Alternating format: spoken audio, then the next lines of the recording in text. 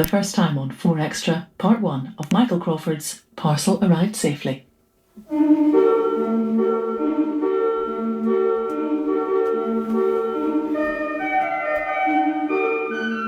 Gabrielle and I were married after completing the shooting of Dick Lester's film A Funny Thing Happened on the Way to the Forum.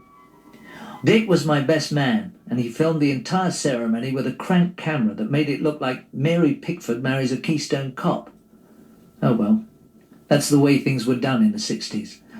And when I watch it now and see what I wore for the occasion, I'm rather glad it all moves rather quickly.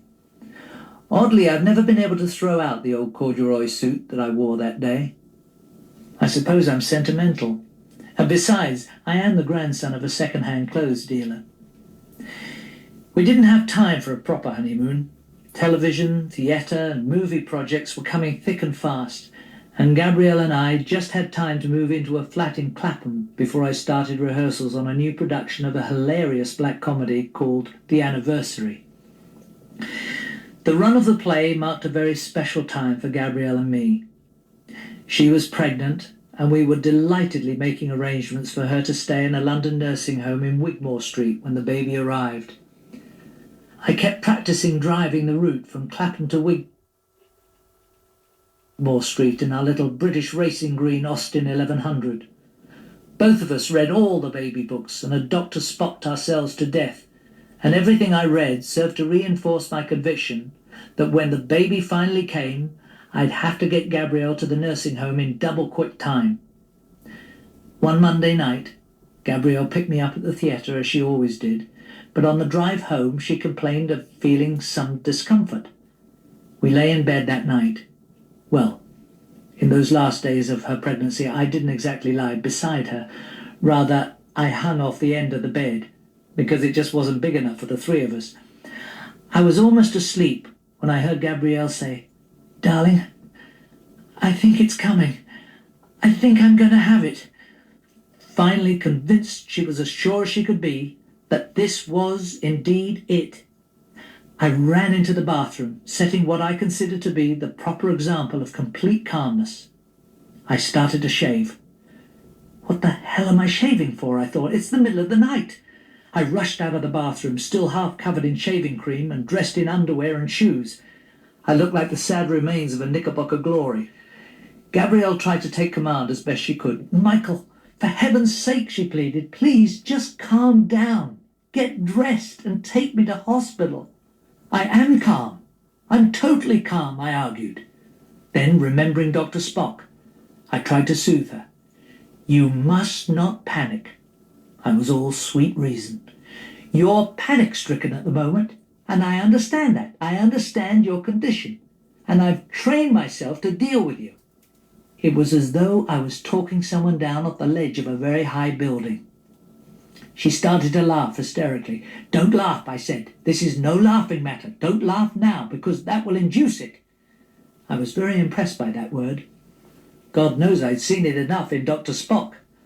I was also aware that she could dilute at any moment. By dint of calm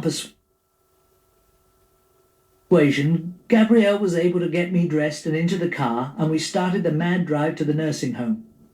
I couldn't understand it.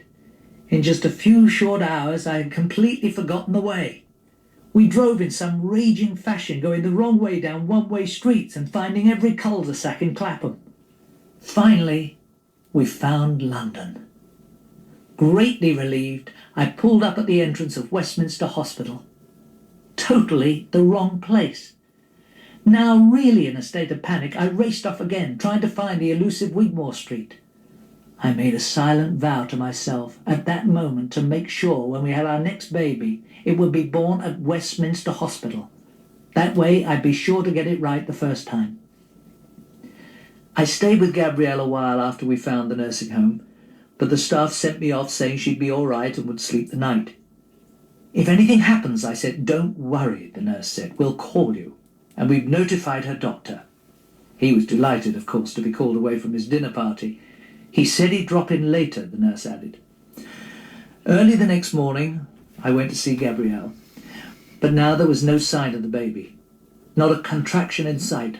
It was apparent that nature was in no mood to be rushed. A disapproving nurse watched me narrowly as I explained I was taking my wife home. "Well, you've got to sign a proper release form to show that you're taking her away," she said. "Yes, I know," I told her. "But I'm entitled to her. She's my wife." I drove Gabrielle home, enthusiastically explaining all the while that what we'd saved on the nursing home could be used later on for the baby's education. Gabrielle didn't look convinced, and the chilling prospect of a repeat of that ride to the nursing home did nothing at all to improve her humour. Late that evening, her contractions began again, and soon it was clear that all systems were absolutely go. The drive this time was decidedly less manic. I did my best to help the baby on its way by driving over the bumpy Vauxhall Bridge Road. Finally, on Friday afternoon, word came to the hall where I was rehearsing a television play that our daughter Emma had been born at 3:15 p.m. They let me out of rehearsals, and I rushed straight to the hospital before I went to the theatre for the evening performance of the anniversary. Gabrielle became pregnant again a year or so later, and this time we planned that I would actually be present at the birth. The gynecologist who attended Emma's birth declined to take our case this time, obviously deciding he'd had enough. The new doctor didn't know me very well and agreed in a rash moment to permit me in the delivery room at Westminster Hospital. He realised his mistake very early on, and for the next several months took on the added role of a theatrical agent in his quest to get me into a job and out of town before the birth.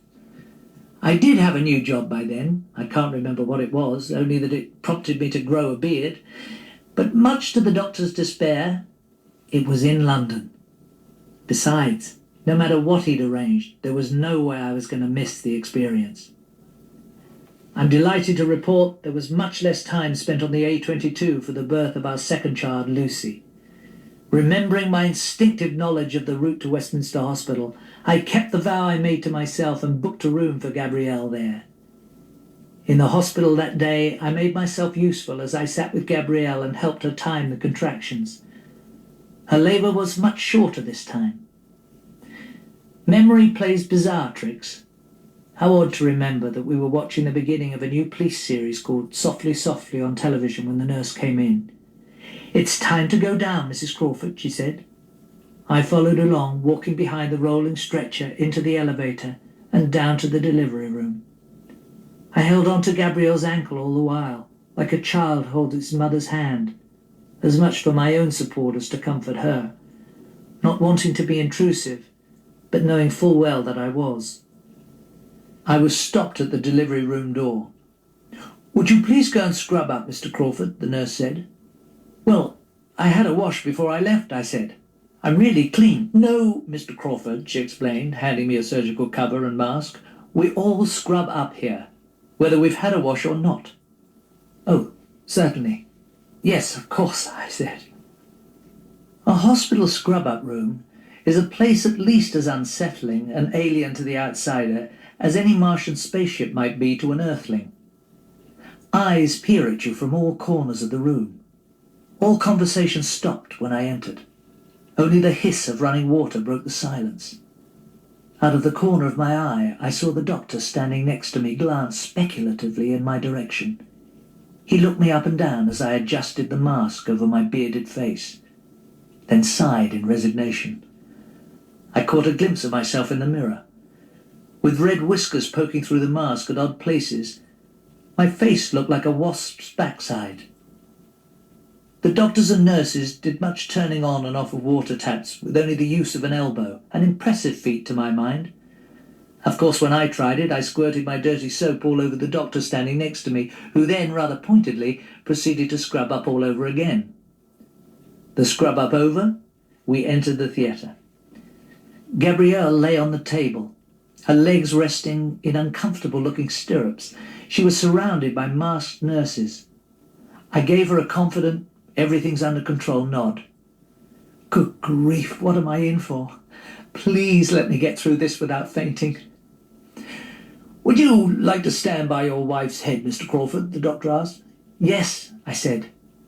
"But isn't it going to happen down there?" Yes, Mr. Crawford, he sighed, but it's best if you keep out of the way. Why don't you comfort your wife? Just speak to her. Hello, darling, I said to her. How are you? I then ran out of conversation. I looked at the doctor. Is there anything in particular you'd like me to tell her? Just comfort her, he said. Hold her hand or something. Gabrielle began to emit sounds of high hysteria, caught between the pain of contractions and laughter at the fiery whiskers that lopsidedly pierced a face mask, which I now began to realize muffled my speech. Hi, I said. Are you all right? I sounded as though my mouth had been stuffed with cotton. Pardon? She asked. Pardon? I had to shout at her to make myself understood. Everything's okay. Everything's fine. By the time the birth process was reaching its climax, I was on top of the bed trying to see exactly what was going on down the busy end. When the baby finally appeared, I was shouting at the top of my voice, "It's a boy! It's a boy!" The doctor glared at me. "It's a girl, Mr. Crawford, it's a girl." "It's a girl," I said. "Oh, what in hell is that?" "That," he said, "is the umbilical cord." "Oh, thank heaven for that," I said. I thought, "Could you leave the room now, Mr. Crawford?" the doctor said quietly. He looked tired. "I'd be happy to," I said, much relieved. "Oh, I'd be happy to, because I think I'm going to—" "We know," he said. "Please leave." "Well done, fellows," I mumbled. It was great. Good stuff." I punched Gabrielle on the shoulder with a reassuring tap. "Good girl. You were great." I found the gents only just in time. When I tried to get my head over the sink bowl to douse it with cold water, my legs almost collapsed from under me. I staggered back to the hospital room, still wearing the now completely soaked surgical mask. A sign hung on the door. Mrs. Crawford, engaged. I crossed the word off and wrote "married" over the top of it, and went in. Softly, Softly was still on television. I hadn't missed a thing.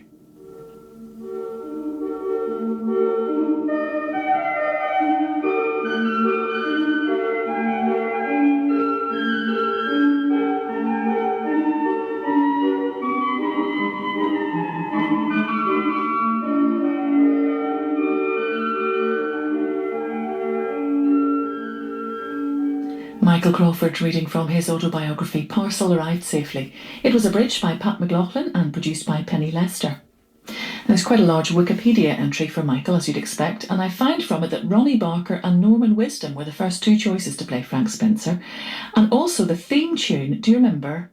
Something like dee dee dee dee dee dee dee. Can't quite sing it, but anyway, it was spelling out the title "Some Mothers Do Have 'Em" in Morse code without the apostrophes. I don't know if that's actually true, but it is a great story if it is. The next part of Parcel Arrived Safely is tomorrow afternoon at 2:45.